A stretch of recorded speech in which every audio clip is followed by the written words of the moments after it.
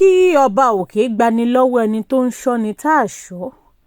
Ọlọ́run má jẹ́ ajáde lékú lọ́wọ́, má jẹ́ ajáde lárùn lọ́wọ́. Ẹni tí a dágbére ìrìn àjò fún, Ọlọ́run má jẹ́ kó mọbi tá a lọ. Àwọn adigunjalè wọ́n tún ṣiṣẹ́ ọwọ́ wọn o ní alẹ́ ọjọ́ Jímọ̀. Àwọn agbésùnmọ̀mí onímàdàrú wọ́n tún ṣe bó ṣe máa ń ṣe. Ọkọ̀ akérò ọlọ́yẹ́ tí ó ná ọ̀nà ilẹ̀ Ìgbò láti Èkó sí Abakaliki, òun ni ó rin ìrìn àjò ẹ̀ ní alẹ́ ọjọ́ náà. Wọ́n máa ń pè é ní night travel. Wọ́n ti gbéra kúrò ní Maza-Maza, wọ́n ti mú ìrìn wọn pọ̀n. Bí wọ́n ṣe ń lọ, wọ́n dé ìkóríta Òkè Adú lágbègbè Ìjẹ̀bú-Mùṣin lójú pópó márosẹ̀ Ìjẹ̀bú Òde sí Ọ̀rẹ́ sí Bìíní. Ṣàdédé ni àwọn agbésùnmọ̀mí yìí dá ọkọ̀ akérò yìí dúró. Wọ́n dá a dúró, wọ́n ní kó páàkì sẹ́gbẹ̀ẹ́ kan. Wọ́n mú ilẹ̀kùn ọkọ̀ yìí, wọ́n tì í pamọ́ àwọn èrò ọkọ̀. Wọ́n wá ní kí gbogbo wọn máa kó gbogbo ohun ìní tó wà lọ́wọ́ wọn sílẹ̀. Kódà gbogbo nǹkan tó wà lọ́wọ́ wọn pátápátá ni wọ́n gbà. Wọ́n wá bọ́lẹ̀. Lẹ́yìn ìwà láabi yìí, wọ́n tún sọná sí inú ọkọ̀ akérò yìí. Iléeṣẹ́ ọlọ́pàá ẹ̀ka tìpínlẹ̀ Ògùn ti fìdí ìṣẹ̀lẹ̀ yìí múlẹ̀ pé lóòótọ́ ló ṣẹlẹ̀. Alukoro iléeṣẹ́ ọlọ́pàá ẹ̀ka tìpínlẹ̀ Ògùn, Ọmọlọ́lá Ọdútọ́lá ṣàlàyé pé ìṣẹ̀lẹ̀ yìí tó wáyé ní ìkóríta Òkè Adú ní Ìjẹ̀bú-Mùṣin lójú ọ̀nà Ìjẹ̀bú Òde Ọ̀rẹ́ sí Bìíní, níbi tí ọkọ̀ akérò Mercedes-Benz yìí ti jóná di eérú, ni kò sí àkọsílẹ̀ ìbọn o, nítorí pé àwọn adigunjalè yìí ni wọ́n fi àdá ṣe ọṣẹ́. Gbogbo àwọn tó wà nínú ọkọ̀ akérò yìí ni wọ́n jẹ́ 19. Gbogbo ẹrù tó wà lọ́wọ́ wọn, òun ni wọ́n gbà pátápátá. Wọ́n wá tilẹ̀kùn ọkọ̀ akérò yìí láti ìta kí wọ́n tó dáná sun. Orí tó máa yọ àwọn èrò inú ọkọ̀.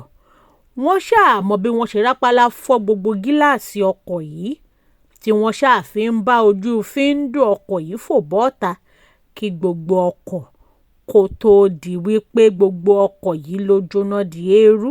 Àwọn olùdarí Ifesinati Transport Nigeria Limited tí wọ́n ní ọkọ̀ akérò yìí tó ń lọ sí Abakaliki sọ pé ọkọ̀ yìí o, lóòótọ́ ni ọ̀dọ̀ àwọn ló ti gbéra. Iléeṣẹ́ àwọn ni ọkọ̀ yìí wà. Ọjọ́ Good Friday ló gbéra kúrò ní Maza-Maza nípínlẹ̀ Èkó tó ń lọ sí Abakaliki nípínlẹ̀ Ebonyi tó ń kó àwọn èrò lọ. Kò dẹ̀ ń ṣe ìgbà àkọ́kọ́ táwọn ti ń ṣòwò kó èèyàn láti ibìkan sí ibìkan nìyẹn.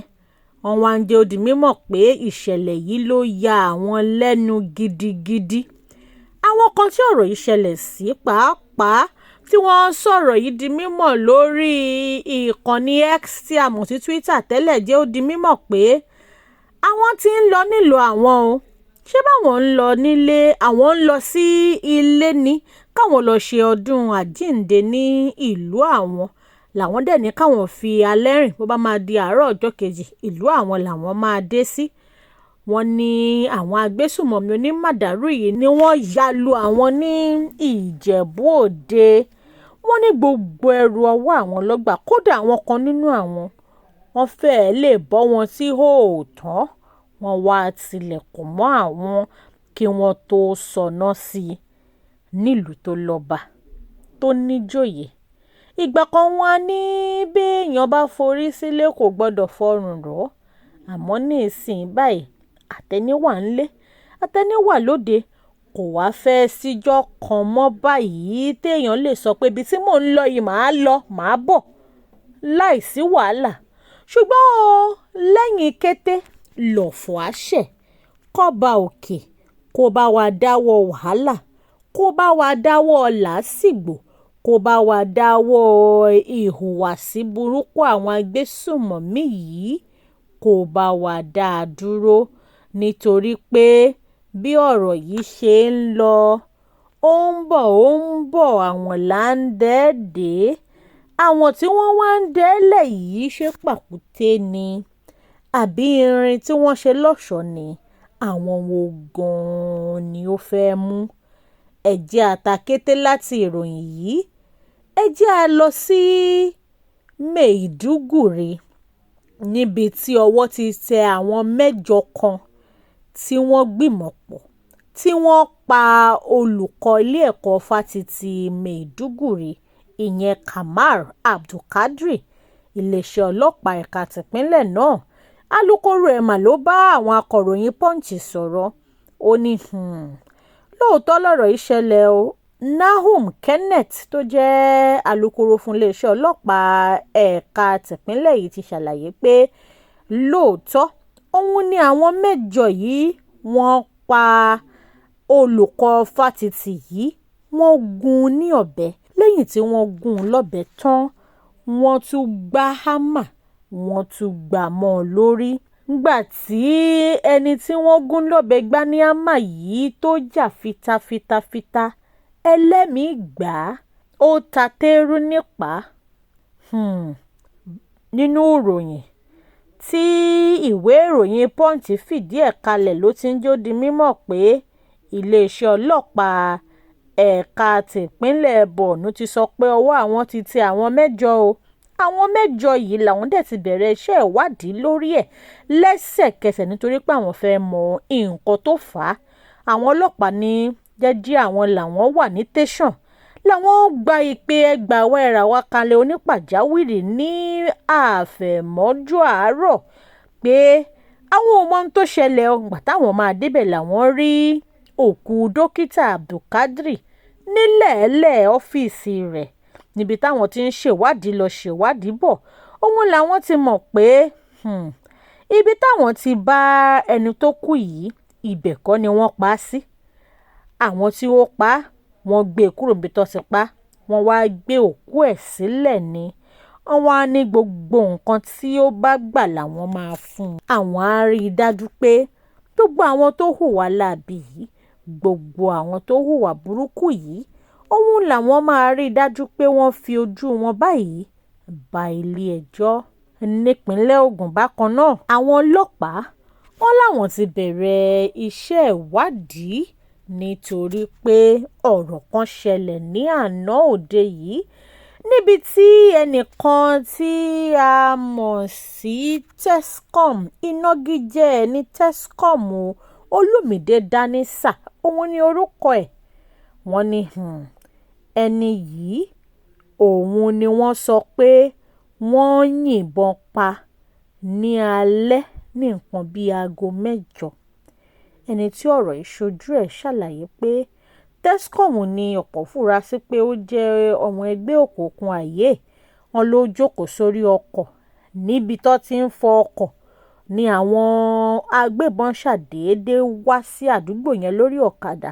Wọ́n sì yìnbọn pa ní àdúgbò Ìjẹun Tuntun tó wà ní ìjọba ìbílẹ̀ Gúúsù Abẹ́òkúta. Ọ̀rọ̀ yìí ṣẹlẹ̀ o. Bọ́rọ̀ yìí dẹ̀ ṣe ṣẹlẹ̀, wọ́n ní gbogbo àwọn ará àdúgbò bẹ̀rẹ̀ sí ní tilẹ̀kùn ọjà wọn ní kíákíá ni nítorí pé kò sí nǹkan tí kò lè ṣẹlẹ̀ lẹ́yìn ikú Tescom. Àwọn ọlọ́pàá ẹ̀ka ti Ìbàrà Divisional Headquarters ṣàlàyé pé nǹkan bí ọwọ́ aago 9 ni àwọn débẹ̀ láti wá gbé òkú ẹ̀ tí àwọn sì ti gbé e lọ sí mọ́ṣúárì Ìjàyè Hospital.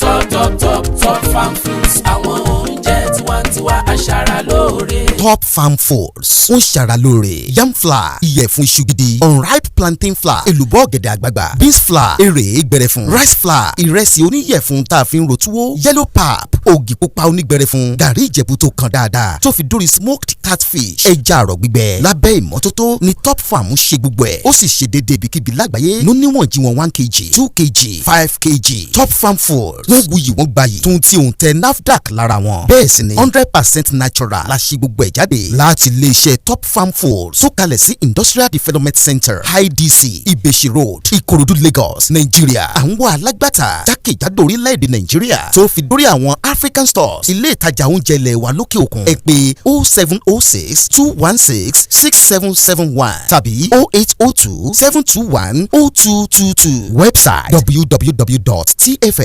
topfarmfoods.com.ng. Top Farm Foods. Think food. Think us.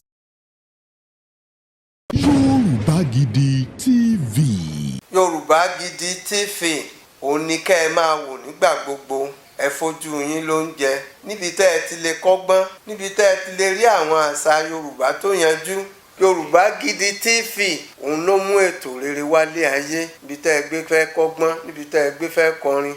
Yorùbá Gidi TV òun ló ń pè yín kẹ́ ẹ máa wò nígbà gbogbo. Yorùbá Gidi TV.